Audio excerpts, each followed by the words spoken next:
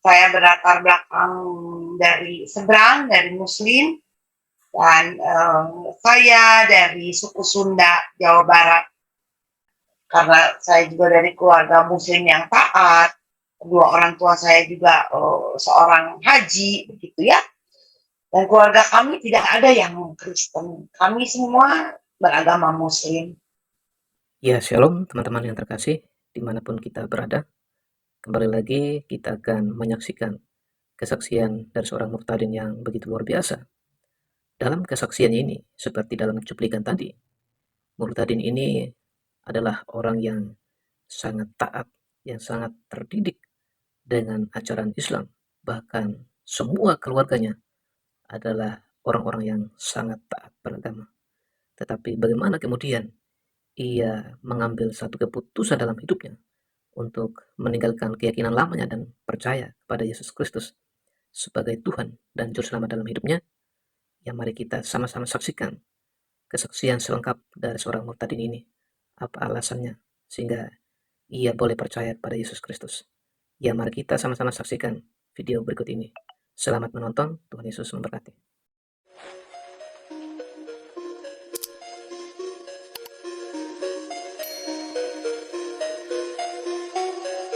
Saya Ibu Nilawati atau biasa dipanggil dengan nama Nila.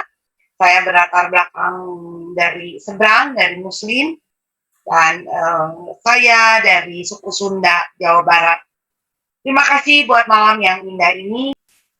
Kiranya banyak jiwa dimenangkan, banyak jiwa yang haus akan Tuhan, bertemu dengan Tuhan, seperti saya dan keluarga. Pertama kali tahun 2008 itu suami saya kembali lagi menjadi seorang percaya Yesus, karena di dalam Alkitab dibilang domba yang hilang satu Tuhan tentunya mencari, gitu ya.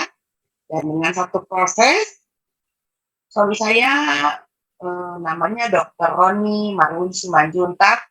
Dia seorang dokter spesialis THT. Dia bekerja di Jayapura, Papua, begitu. Menikah dengan saya 23 tahun.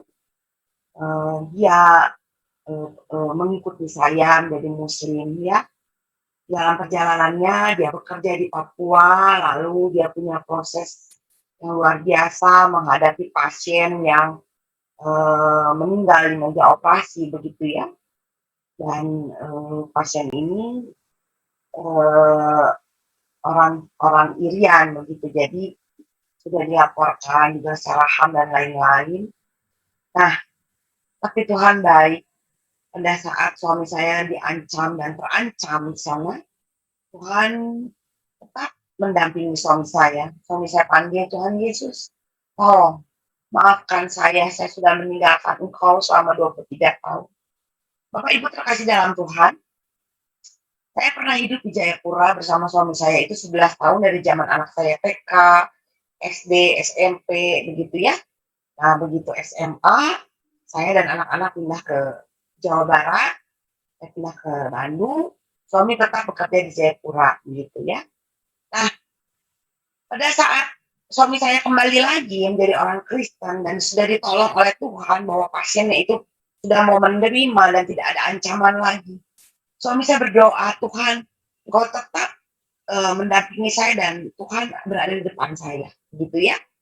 Tuhan menolong Bapak Ibu, Tuhan masih ada di depan suami saya dan Tuhan menopang suami saya sehingga tidak terjadi ancaman lagi.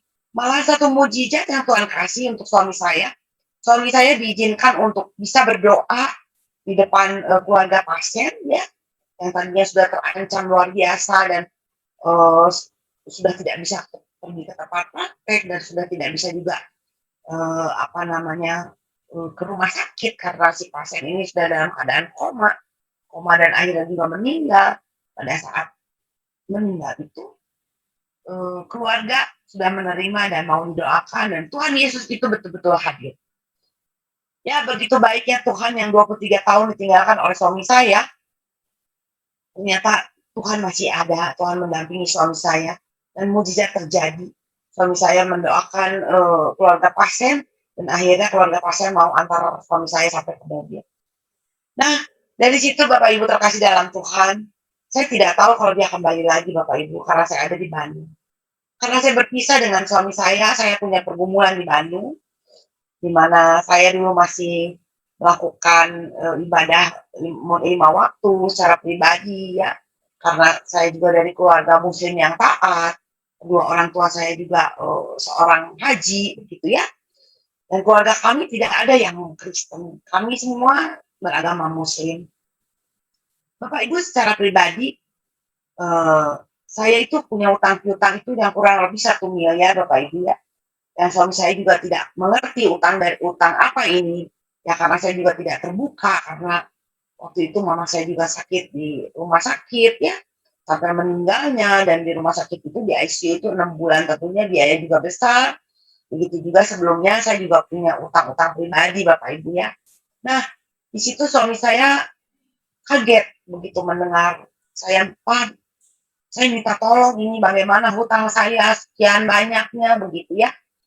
Tapi suami saya itu cuma bilang begini, "Teriaklah sama Tuhan, berdoalah sama Tuhan, minta tolonglah sama Tuhan." Saya curiga ini Tuhan, Tuhan, Tuhan siapa gitu ya. Nah, dalam perjalanannya eh, saya udah mulai curiga ini. Wah, jangan-jangan suami saya kembali lagi begitu ya. Nah, karena saya juga di Bandung dan suami saya di Jayapura, jadi di dalam perjalanan itu kami masing-masing, maksudnya masing-masing, mungkin suami saya di sana sudah juga ibadah ke gereja, dia sudah mulai mencari Tuhan karena dia juga merasa berterima kasih kepada Tuhan, sudah ditolong. Oh, ternyata Bapak Ibu terkasih dalam Tuhan, suami saya juga pergi ke satu gereja, gereja kecil situ yang dia juga 3 hari untuk berdoa puasa ya untuk saya, karena dia dengar saya juga punya masalah di Bandung. Tapi pada saat itu juga suami saya juga goyah ya imannya. Jadi maksudnya gini, goyah imannya tuh dia mungkin juga merasa dari mana uang saya untuk membayar hutang piutang istrinya, sampai saya juga akhirnya juga menuntut bagaimana ini hutang piutang ini. Jadi sampai ada keputusan juga mau bercerai ya. Nah, itulah iblis. Iblis mencuri, membunuh, membinasakan. Tapi Tuhan datang untuk memberikan hidup berkelimpahan, itu betul Bapak Ibu. Saya sekarang merasakan betapa kasih Kristus kepada kami dan keluarga kami yang tidak mengerti apa-apa, yang tidak mengerti firman Tuhan. Bapak Ibu terkasih dalam Tuhan, di dalam perjalanannya, akhirnya saya diizinkan pulang untuk pulang dulu ke Papua ya. Jadi kita ngobrol ya dengan suami. Kami punya satu lagi rumah yang biasa rumah kos-kosan, ada 21 pintu, yang kata suami saya terserah, boleh rumah yang sekarang tinggal atau rumah yang kos-kosan yang dijual untuk membayar utang kita. Tapi dalam prosesnya ada gejolak-gejolak, kita berantem, kita mau bercerai, begitu ya. Dan saya mendapatkan damai sejahtera pada saat suami saya mendoakan saya. Yuk, kata suami saya, kita berdoa, gitu ya. Ada rasa penolakan dalam hati. Oh, ini berdoa secara Kristen, gitu ya. Tapi saya kok tenang, tapi kok saya mempunyai damai sejahtera. Lalu, di situ saya masih menjalankan ibadah 5 waktu, Bapak Ibu. Saya menjalankan ibadah 5 waktu, tapi dari hari ke hari saya merenung, belum ada jawaban Tuhan, belum ada jawaban Tuhan. Suami saya selalu bilang, datanglah kepada Tuhan, mohon ampun, dan minta bantuan untuk menyelesaikan segala permasalahan ini. Karena saya sebagai suami tidak dapat ikut campur menyelesaikan masalah piutang kamu. Karena begitu besarnya, kecuali kalau kita mau menjual satu rumah, begitu ya. Bapak Ibu terkasih dalam Tuhan. Di situ saya goyah, di situ saya juga merasa saya mesti seperti apa gitu ya. Saya ibadah 5 waktu sudah, saya puasa sudah ya, semua saya jalani ya Bapak Ibu. Dan dalam perjalanannya ibu-ibu saya meninggal, dan akhirnya semua biaya itu menjadi utang piutang, dan sebelumnya juga saya juga punya utang piutang pribadi. Jadi dijumlahkan itu ya besar ya, sekitar 1 M. Ya suami saya terus berdoa untuk menyelesaikan masalah ini dan untuk menenangkan jiwa saya Bapak Ibu. Dia terus rajin berdoa, Tapi di situ iblis terus memicu untuk bercerai, bercerai karena kamu sudah tidak satu, kamu sudah berbeda gitu ya. Nah, di sini ada campur tangan Tuhan ya. Saya ada kenal satu Ibu Dede. Ibu Dede itu dia anak ustadz pesantren ya. Jadi kedua orang tuanya itu dulunya punya pesantren Bapak Ibu. Dia memperkenalkan Tuhan Yesus kepada saya dan akhirnya satu keluarga itu dimenangkan Tuhan untuk penginjilannya. Jadi pesantren itu sudah bahkan ke orang Muslim ya, maksudnya untuk para jemaah, dan keluarga itu keluar dari pesantren itu dan akhirnya eh, keluarga ini menginjili begitu ya, termasuk menginjili saya. Di situ saya juga mulai anti, mulai yang sepertinya saya tidak mungkin ya menyembah Yesus, saya bilang gitu. Tapi di dalam perjalanan Bapak Ibu, dia memperkenalkan Tuhan, dia adalah juru selamat yang hidup, dia yang akan membantu menolong ibu. Apapun masalahnya, datanglah kepada dia. Sebab dia bilang, marilah yang berarti resu berbeban berat, datanglah kepada Tuhan Yesus. Kalau dia akan memberikan kelegaan kepadamu. Nah, saya kan belum tahu ya, ini apa? Kok ada satu firman Tuhan seperti ini yang diberitakan kepada saya. Datang lagi satu ibu. Ibu nggak usah sedih katanya, masalah ibu akan selesai. Itu ada satu ibu dari Papua, dia menginjili saya. Ya mungkin kalau dia mendengar, ya betapa bahagianya ternyata saya dipakai Tuhan, saya bisa sekarang mendidik, mengajar, membimbing, ya. Saya juga bisa memberitakan Injil kebenaran karena sesuai dengan pengalaman pribadi saya, ibu-ibu ya, bapak-bapak sekalian. Jadi kasih Kristus itu luar biasa. Yang tadinya saya tidak pernah merasakan apa itu keselamatan, apa itu kasih, apa itu sukacita damai sejahtera. Sekarang saya miliki itu semua. Saya membuka hati pada Tuhan, dan pada saat itu saya menantang kepada Tuhan. Tuhan, tolong saya dengan permasalahan hidup saya. Lalu tahun 2009, Bapak Ibu, jadilah mujizat. Rumah saya bisa dijual dalam keadaan saya duduk di kaki Tuhan selama 2 tahun. Tapi saya tantang Tuhan Yesus. Tuhan, kalau Engkau Allah yang hidup, Engkau tentunya akan menyelesaikan segala persoalan kehidupan saya. Kalau udah sangat berat sekali debt kolektor di depan rumah. Ya, yang lagi udah besar-besar badannya, saya sudah tidak tahu. Sementara suami saya di Papua, Bapak Ibu. Tapi saya terus dibimbing terus. Ada satu ibu rohani saya dari Jakarta. Dia selalu telepon setiap hari, dia selalu kasih firman sama saya dibimbing, saya dibimbing. Nah, pada saat saya sebelum menerima Yesus, dari Senin, Selasa, Rabu, Kamis, Jumat, Sabtu itu saya masih melakukan ibadah 5 waktu saya secara pribadi. Nah, tetapi hari Minggu saya sudah mulai beranjak pergi ke gereja. Saya mau berangkat ke gereja, saya mau belajar. Seperti apa sih ibadah orang Kristen? Seperti apa sih Yesus yang katanya 2-3 orang menyembah dia di dalam gereja, Tuhan Yesus sudah hadir dan datang. Lalu Bapak Ibu terkasih dalam Tuhan, setiap minggu saya mulai ke gereja, setiap minggu saya mulai ke gereja. Nah, dari situ saya punya keyakinan, bahwa dialah jalan yang lurus. Dialah jalan kebenaran dan hidup, tidak akan sampai ke rumah Bapa di surga kalau tidak melalui Yesus Kristus. Tidak akan sampai ke Bapa di surga kalau tidak melalui Isa Al-Masih. Dia adalah Al-Jukut 61.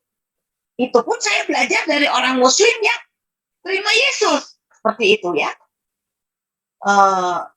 Lalu di perjalanannya, tahun 2009 hampir ke 2010 saya terima Tuhan Yesus. Itu saya duduk di kaki Tuhan selama 2 tahun. Rumah saya terjual, ibu-ibu. Rumah saya terjual, rumah kos-kosan. Terjual, saya bisa membayar semua utang piutang saya. Puji Tuhan. Karena apa? Setiap hari saya berdoa dalam nama Tuhan Yesus. Setiap hari saya dibimbing untuk berdoa oleh ibu rohani saya. Dan dia tidak bosan-bosannya terus. Keluh kesah saya dia dengarkan. Keluh kesah saya dia kasih firman-Nya. Segala keluh kesah saya yang saya tidak belum terlalu mengandalkan Tuhan karena waktu itu masih bayi rohani ya, masih perlu dibimbing, sehingga kadang-kadang iman saya turun, kadang-kadang juga saya goyah lagi seperti itu ya. Tiba-tiba tahun 2011 rumah saya laku. berjual, selesailah permasalahan utang piutang saya, Bapak Ibu terkasih dalam Tuhan. Karena satu saya percaya, di dalam nama Tuhan Yesus Kristus ada mujizat. Itu terjadi dalam kehidupan saya. Terjadi dalam kehidupan suami saya yang diselamatkan dari pasien yang meninggal itu juga. Nah, Bapak Ibu, di dalam perjalanannya kedua anak saya sudah besar-besar. Yang satu sudah SMP, yang satu sudah kuliah. Tapi mereka masih di luar Tuhan. Mereka bilang, ya kita masing-masing. Karena mama ngambil jalan sendiri dengan papa, berarti saya yang sudah dewasa ini juga masing-masing lah ya. Oh, kalau kami keluarga tidak ada yang memaksa, silakan aja. Sehingga anak saya yang besar juga punya pergumulan. Dia sekolah kedokteran di Bandung, Bapak Ibu ya. Dan gagal di Bandung karena dia hobinya itu adalah balap mobil instruktur ya. Jadi nggak nyambung gitu ya. Hobinya yang mungkin terlalu padat dengan waktu-waktunya hobi dan untuk belajarnya, untuk absennya, masuk kuliah itu nggak seimbang ya gitu. Akhirnya dia harus mengundurkan diri dan dia di DO dari satu tempat kedokteran di Bandung. Bapak Ibu terkasih, dalam perjalanannya saya sedih sekali. Saya nggak tahu anak saya mesti dibawa kemana. Tapi saya selalu diingatkan oleh ibu rohani saya, berdoalah kepada Tuhan dan serahkanlah anakmu kepada Tuhan. Biarkan Tuhan yang menyelesaikannya, walaupun dia masih belum di dalam Tuhan. Ya, seperti itu. Nah, lalu akhirnya suami saya punya keputusan untuk mengambil anak saya dipindahkan di kedokteran di Papua, Bapak Ibu. Kedokteran di Papua, dia bergumul terus karena nilai yang sudah diambil di sini, di sana bentrok atau waktu kuliahnya di sini sudah diambil, di sana belum, atau di sini sudah, pokoknya waktunya nggak connect dan akhirnya dia kelelahan sendiri. Dengan kelelahannya itu dia bergumul dan dia diproses ya oleh Tuhan. Karena apa? Akhirnya dia bilang, mama saya sudah tidak kuat. Apakah saya juga harus mengundurkan diri dari kedokteran di Papua? Saya bilang, yang menguatkan, yang menyelesaikan masalah kamu hanya Yesus. Mama hanya memperkenalkan, gitu ya. Bapak Ibu terkasih dalam Tuhan, dalam perjalanannya kita masing-masing. Anak saya masih menjalankan ibadah sholat Jumat, ibadah sholat 5 waktu yang dimana kami atau ayahnya suka antar ke depan masjid, dia turun, dia sholat dan lain sebagainya. Nggak ada sekali intimidasi dari kita ya yang sudah dalam Tuhan, baik saya dan suami saya. Tetap kita memberikan kebebasan. Tetap kita tidak pernah memberitakan bahwa Yesus itu begini begitu, tidak. Kecuali pada saat anak itu menceritakan keluh kesahnya, betapa sulitnya hidup saya menjalankan kuliah yang bentrok terus, yang akhirnya tidak kuat. Dan anak saya bilang, ma, untuk kali ini saya bilang saya tidak kuat dan apakah saya harus keluar juga dari Universitas Kedokteran di Papua. Lalu Bapak Ibu terkasih dalam Tuhan, saya cuma bilang gini, hanya Yesus yang mengasihi engkau yang dapat menyelesaikan permasalahanmu. Ya, baik sekarang maupun ke depan. Baik hari ini yang kamu anggap ini gagal, tapi Tuhan akan memberikan rencana-rencana baik ke depannya. Kamu harus lihat rencana ke depan, karena dia Allah yang hidup. Pertama, Bapak Ibu terkasih dalam Tuhan, tentunya ada penolakan ya, begitu. Seperti Bapak Ibu terkasih dalam Tuhan, pada saat saya pergi ke gereja, begitu saya memutuskan saya ikut kepada dia, sebelumnya juga, pada saat pujian penyembahan, angkat tangan, dan lain sebagainya, itu saya merasa asing. Saya merasa ini bukan saya. Dan saya merasa ini bukan tempat saya. Tetapi pada saat saya bilang sama Tuhan, Tuhan nyatakanlah engkau, kalau memang engkau adalah Tuhan. Tapi sambil hati ini bimbang di dalam gereja saya mengatakan subhanallah, astagfirullahaladzim, subhanallah, astagfirullahaladzim. Tetapi Bapak Ibu terkasih dalam Tuhan, setelah saya Senin, Selasa, Rabu, Kamis, Jumat, Sabtu, saya melakukan ibadah 5 waktu dan Minggu saya ke gereja. 4 bulan saya berjalan begitu terus. Dan saya selalu dibimbing sama ibu rohani saya, walaupun cuma di HP, begitu ya. Tiba-tiba saya punya keyakinan bahwa dia adalah jalan yang lurus. Dia adalah Allah. Dan saya belajar dari Al-Quran saya sendiri. Secara pribadi, saya menemukan dari Al-Zukhruf 61 sampai 64. Di Al-Zukhruf 61 dibilang dia adalah jalan yang lurus. 63-nya dia adalah terang dan 64-nya dia adalah Allah yang patut kami sembah. Maksudnya dia adalah Isa Al-Masih, Allah yang patut disembah. Nah, Bapak Ibu terkasih dalam Tuhan, selain saya sudah terbiasa juga dengan firman akhirnya setiap minggu, dan saya juga seperti ada kesan ingin membandingkan yang lalu dengan yang lalu dan yang sekarang. Artinya keimanan saya yang lalu dan keimanan saya yang sekarang. Lalu saya baca-baca, saya bongkar-bongkar juga ayat-ayat secara pribadi ya. Saya banyak menemukan Isa Al-Masih seperti di Ali Imran 45 ya, di Ali Imran 45 juga ya dibilang bahwa selain dia berkuasa dan terkemuka di dunia dan di akhirat di Al-Zukhruf 4 ya, dia juga sebagai yang terkemuka dan dia itu di dunia dan akhirat itu dia sebagai orang yang paling dekat kepada Allah. Dia ada di Ali Imran 45. Bapak Ibu terkasih dalam Tuhan. Semuanya ini untuk pribadi saya, ya Bapak Ibu terkasih dalam Tuhan. Saya menemukan karena memang saya harus menemukan ini. Saya dulu waktu di Papua saya punya majelis taklim Bapak Ibu, terdiri dari beberapa orang teman-teman saya, ya seperti itu.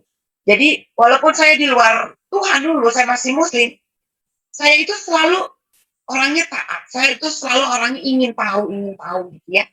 Sehingga pada saat saya diberitahu bahwa di Al-Quran ada seperti ini, saya buka, saya bongkar sendiri secara pribadi, dan saya menemukan Bapak Ibu terkasih dalam Tuhan. Ya, bahwa katanya, akulah jalan kebenaran dan hidup. Tidak ada seorang pun yang datang kepada Bapa kalau tidak melalui aku. Yesus bilang seperti itu. Isa Al-Masih seperti itu. Dan sesuai dengan Al-Zukhruf 61, dia adalah Alfa dan Omega. Dan saya meyakinkan itu. Lalu di Yohanes 8 ayat 12, dia adalah terang dunia. Sesuai dengan Al-Zukhruf 63. Akulah terang dunia, barang siapa mengikuti aku, dia tidak akan berjalan dalam kegelapan, melainkan dia akan mempunyai terang hidup.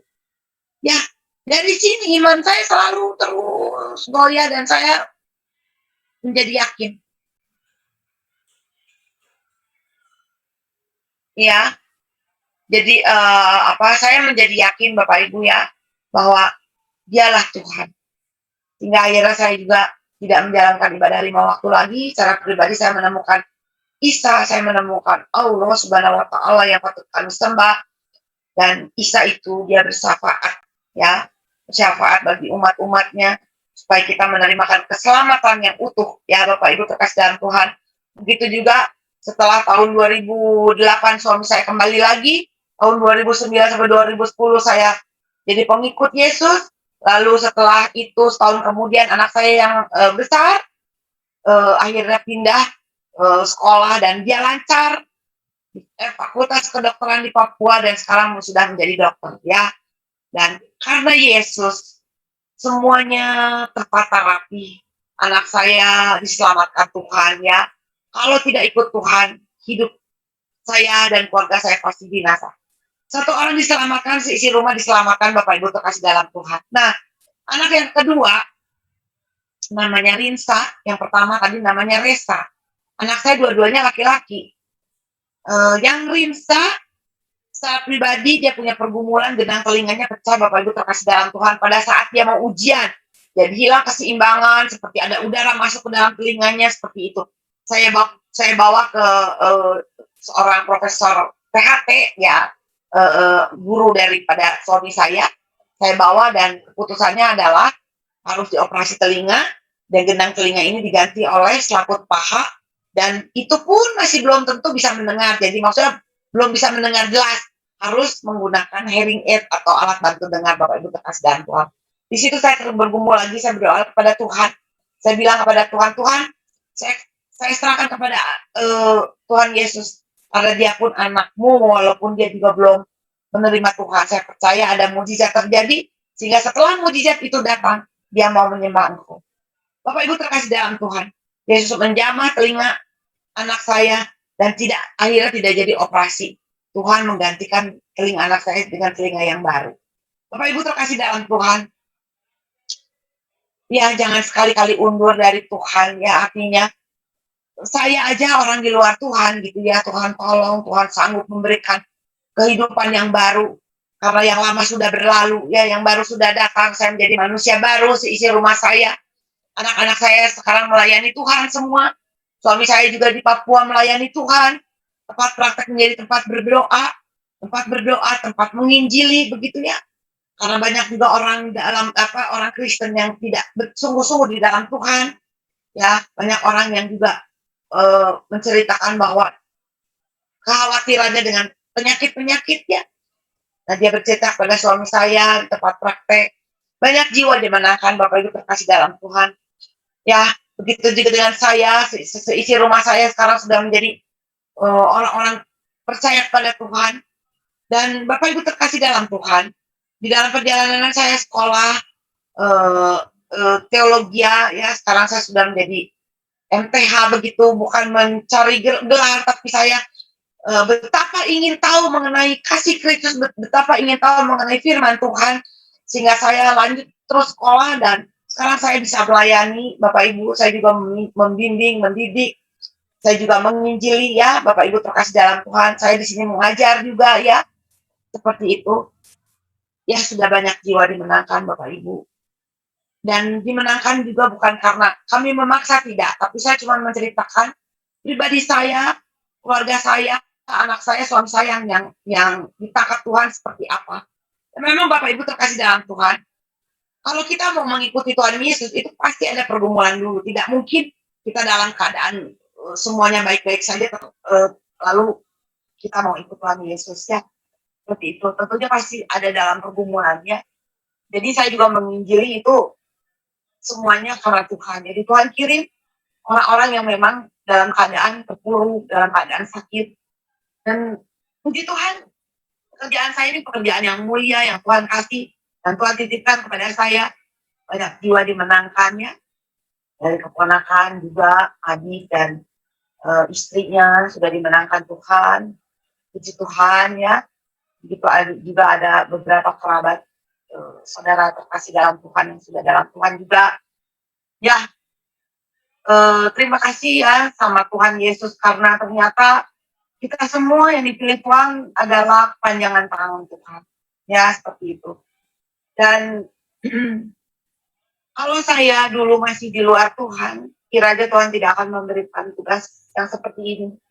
Karena apa? Semuanya karena kasih Kristus. Begitu luar biasa, saya bisa memuji, menyembah, saya bisa bikin mesbah walaupun anak saya di Papua, sekarang sudah jadi dokter, anak saya juga yang kedua, setelah pendengarannya sembuh, dia sekolah baik, lalu anak saya juga jadi dokter, malah dia lulus dengan nilai yang paling tinggi, paling bagus. Padahal di dalam perjalanannya anak saya juga termasuk anak yang terbelakang, disebut sama dokter harus masuk sekolah SPL, BC. Tapi dari dalam Tuhan, Tuhan bisa mengubah anak ini menjadi anak normal. Setelah dia ikut Tuhan, luar biasa melesat, nilainya bagus-bagus. Berarti tidak ada yang mustahil di dalam Tuhan. Ya, tiap hari saya bikin mesbah keluarga, Bapak Ibu terkasih dalam Tuhan. Tiap hari saya memuji menyembah Tuhan. Tidak pernah meninggalkan ibadah bersama Tuhan. Karena dulu dan sekarang itu sangat berbeda. Dulu saya merasa bahwa Tuhan saya tidak hidup. Tidak ada jawaban dari Tuhan saya. Tetapi puji Tuhan, setelah saya ikut Tuhan Yesus, banyak mujizat yang keluarga saya terima, Bapak Ibu terkasih dalam Tuhan. Dan tidak ada yang mustahil di dalam Tuhan, semuanya baik. Ya Bapak Ibu terkasih dalam Tuhan. Dia juga adalah sorga. Dia adalah Yohanes 3 ayat 15. Ya, Yohanes 3 ayat 15. Supaya setiap orang yang percaya kepadanya beroleh hidup yang kekal. Ya. Jadi, supaya setiap orang yang percaya kepadanya beroleh hidup yang kekal. Nah, dia adalah jalan menuju surga. Dia adalah dakwah ukhuwah. Ya. Dia adalah jalan menuju surga. Ya. Dan Bapak Ibu terkasih dalam Tuhan.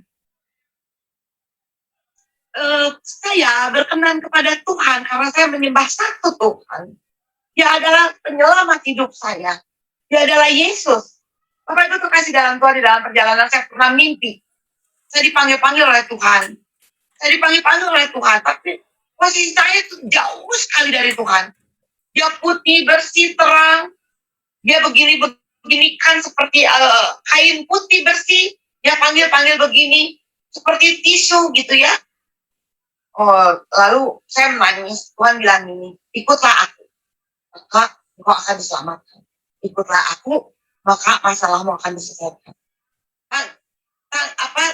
Air matamu akan aku ganti dengan sukacita damai sejahtera. Sambil dia beginikan tisu putih itu di mata saya. Akhirnya saya terbangun.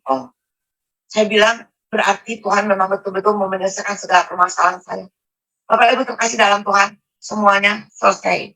Masalah suami saya yang terancam karena pasiennya koma dan akhirnya meninggal, selesai dalam nama Tuhan Yesus. Walaupun suami saya 23 tahun meninggalkannya, ternyata Tuhan masih ada mendampingi suami saya. Dan pada saat suami saya berdoa puasa, Tuhan memberikan satu mujizat di mana saya menjadi pengikut Yesus dan permasalahan hidup saya selesai dari utang piutang. Bapak Ibu terkasih dalam Tuhan. Ketiga, anak saya yang mau gagal, yang akhirnya juga tidak, saya mungkin merasa ini gagal tidak akan menjadi dokter. Ternyata setelah pindah ke Papua dan dia juga akhirnya mau terima Tuhan Yesus, dia dibaptis dan akhirnya dia diselesaikan oleh Tuhan. Sekarang juga menjadi dokter umum. Sebentar lagi dia juga mau sekolah menjadi spesialis. Dan anak saya yang keempat, yang genang telinganya pecah, yang Tuhan gantikan dengan telinga baru, sekarang sudah menjadi dokter dengan nilai yang tertinggi. Bapak Ibu terkasih dalam Tuhan, tidak ada yang mustahil di dalam Tuhan, karena dia adalah satu. Dia adalah Yesus. Dia adalah Allah. Yohanes 10 ayat 30. Dibilang, aku dan Bapa adalah satu. Ya, Yohanes 10 ayat 30. Aku dan Bapa adalah satu. Itu adalah benar, Bapak Ibu terkasih dalam Tuhan. Dia adalah Roh Allah, dia adalah Bapa, dan dia adalah Anak. Ya. Sehingga kedekatan kita dengan Roh Kudus itu seperti baju kita ini, pakaian kita yang kita pakai, dekat sekali. Karena Allah ada di dalam hati kita. Nah, sekarang saya mengerti sekali. Kalau memang Allah dekat sekali, karena memang Allah itu dia adalah Bapa yang patut disembah, dan saya menyebut dia adalah Abba, Bapa, dan saya anak. Sehingga kedekatan saya ini, saya mengerti sekali bahwa Tuhan tidak akan memberi ular kalau anaknya minta roti, ya seperti itu. Jadi Bapak Ibu terkasih dalam Tuhan, saya merasakan betapa kasih karunia Tuhan terhadap keluarga kami yang sudah diselamatkan, dan betapa kasih karunia Tuhan memberikan kemampuan saya untuk mengajar, membimbing, mendidik, untuk memenangkan jiwa-jiwa, tidak dengan paksaan. Tuhan saya memberikan satu kesaksian pada dia, supaya bagaimana kita hidup berkenan kepada Tuhan. Setiap hari keluarga kami rindu kepada Tuhan, Bapak Ibu terkasih dalam Tuhan. Ya, jadi semua orang yang sudah hidup dalam Tuhan, jangan sekali-kali meninggalkan Tuhan. Di luar Tuhan kita tidak bisa berbuat apa-apa. Karena Roh Allah lebih besar daripada roh dunia ini, itu betul Bapak Ibu. Saya merasakan betapa luar biasa Tuhan dahsyat, luar biasa bagi kami. Ya, hidup tidak usah yang berkelimpahan, hidup tidak usah dengan penuh kekayaan, tidak usah. Tapi bagaimana pekerjaan kita di ladang Tuhan? Bagaimana pekerjaan kita menyemangati orang-orang yang berletih lesu, berbeban berat di luar sana? Bagaimana kita menjadi berkat, baik materi kita, tenaga kita, pikiran, dan segala apa yang ada di hidup kita, ya. Jangan egois saja untuk kita. Nah, pada saat saya dulu di luar Tuhan, saya selalu mengutamakan saya selalu mengutamakan keluarga saya. Tapi kalau sekarang, saya mengutamakan pelayanan saya, Bapak Ibu. Saya mengutamakan jiwa-jiwa, Bapak Ibu. Luar biasa, Tuhan dahsyat. Tanpa Tuhan, keluarga kami tidak bisa berbuat apa-apa. Memang betul, keluarga kami keluarga dokter. Seorang dokter spesialis THT tidak akan mungkin tidak punya masalah kehidupan, apalagi keuangan. Tapi nyatanya di luar Tuhan, masalah itu ada, Bapak Ibu. Ya, hanya Tuhan yang bisa menyelesaikan masalahmu, masalahku, masalah keluargaku, dan masalah Bapak Ibu sekalian. Bekerjalah terus di ladang Tuhan selama kita masih hidup. Ya, saya serahkan hidup saya kepada Tuhan dari sekarang untuk selama-lamanya. Sampai saya menutup mata, saya tetap melayani Tuhan dan saya akan setia terus kepada Tuhan. Ya, terima kasih kepada Tuhan Yesus, karena dia adalah satu. Aku dan Bapa adalah satu. Dan dia adalah firman. Disebut di Yohanes 1 ayat 1. Pada mulanya adalah firman. Firman itu bersama-sama dengan Allah. Dan firman itu adalah Allah. Jadi Bapak Ibu terkasih dalam Tuhan. Dia adalah firman. Firman itu bersama-sama dengan Allah dan firman itu adalah Allah. Ya Bapak Ibu terkasih dalam Tuhan. Setiap hari kita kuat hidup karena kita makan firman. Dia adalah nafas kehidupan kita. Ya Bapak Ibu terkasih dalam Tuhan. Dia adalah kalimat Allah. Dia adalah kalimat Allah yang luar biasa. Yang kita harus imani. Ya Bapak Ibu terkasih dalam Tuhan. Menjadi manusia baru. Dan yang lama sudah berlalu. Dan janji Tuhan kepada kita, marilah yang berarti rusuh berbeban berat datanglah pada Yesus. Yesus akan menyelesaikan segala permasalahan. Nah Bapak Ibu terkasih dalam Tuhan. Setelah saya membimbing, mendidik, mengajar, saya sudah menangkan 12 jiwa Bapak Ibu terkasih dalam Tuhan. Doakan terus untuk pelayanan kami, doakan terus. Bukan mau mengkristenisasi, tidak. Tapi mau menceritakan bagaimana kasih Kristus pada keluarga kami. Bagaimana kami ditolong oleh Yesus. Bagaimana kami ditolong oleh Isa Al-Masih. Karena dia adalah Allah yang patut kamu sembah. Dia ada yang awal dan yang akhir. Dia adalah yang terang. Dia adalah Allah yang patut kamu sembah. Haleluya Bapak Ibu terkasih dalam Tuhan. Kiranya Bapak Ibu terkasih dalam Tuhan. Semakin kuat di dalam Tuhan dan tidak meninggalkan Tuhan. Jangan goyahkan imanmu. Karena dia adalah Allah yang luar biasa yang dapat menyelamatkan kau. Dia yang hidup dan yang berkorban di kayu salib. Tidak ada dosa yang tidak bisa ditebus oleh apapun. Kecuali dosa itu ditebus oleh darah Yesus. Dosa itu harus ditebus oleh bilur darah Yesus yang berkorban di kayu salib. Maka Bapak Ibu terkasih dalam Tuhan, mari kita hidup dalam Tuhan. Kita harus mencapai sampai kepada buah-buah roh Tuhan. Kita mau segambar serupa dengan dia. Terima kasih. Ya, puji Tuhan, luar biasa kesaksian dari seorang murtadin ketika dia menceritakan perjalanan spiritualnya sampai ia boleh percaya kepada Yesus Kristus sebagai Tuhan dan Juru Selamat dalam hidupnya. Ya teman-teman, ada firman Tuhan yang saya mau bagikan bagi kita semua. Dalam Lukas pasal 15 ayat 1 sampai ayat 7. Demikianlah firman Tuhan. Para pemungut cukai dan orang-orang berdosa biasanya datang kepada Yesus untuk mendengarkan dia. Maka bersungut-sungutlah orang-orang Farisi dan ahli-ahli Taurat. Katanya, ia menerima orang-orang berdosa dan makan bersama-sama dengan mereka. Lalu ia mengatakan perumpamaan ini kepada mereka. Siapakah di antara kamu yang mempunyai 100 ekor domba, dan jikalau ia kehilangan seekor di antaranya, tidak meninggalkan yang 99 ekor di padang gurun, dan pergi mencari yang sesat itu sampai ia menemukannya? Dan kalau ia telah menemukannya, ia meletakkannya di atas bahunya dengan gembira. Dan setibanya di rumah ia memanggil sahabat-sahabat dan tetangga-tetangganya serta berkata kepada mereka, bersukacitalah bersama-sama dengan aku, sebab dombaku yang hilang itu telah kutemukan. Aku berkata kepadamu, demikian juga akan ada sukacita di sorga, karena satu orang berdosa yang bertobat lebih daripada sukacita, karena 99 orang benar yang tidak memerlukan pertobatan. Ya teman-teman, kiranya melalui kesaksian dan juga firman Tuhan boleh memberkati kita dan menguatkan iman percaya kita kepada Yesus Kristus. Dan tentunya kita juga harus menjadi saksi seperti yang disampaikan oleh seorang murtadin tadi ketika beliau sudah mengambil satu keputusan dan beliau juga menjadi saksi Kristus kemanapun ia pergi. Ya teman-teman, kiranya Tuhan Yesus senantiasa menyertai dan memberkati kehidupan kita dari saat ini sampai selama-lamanya. Shalom.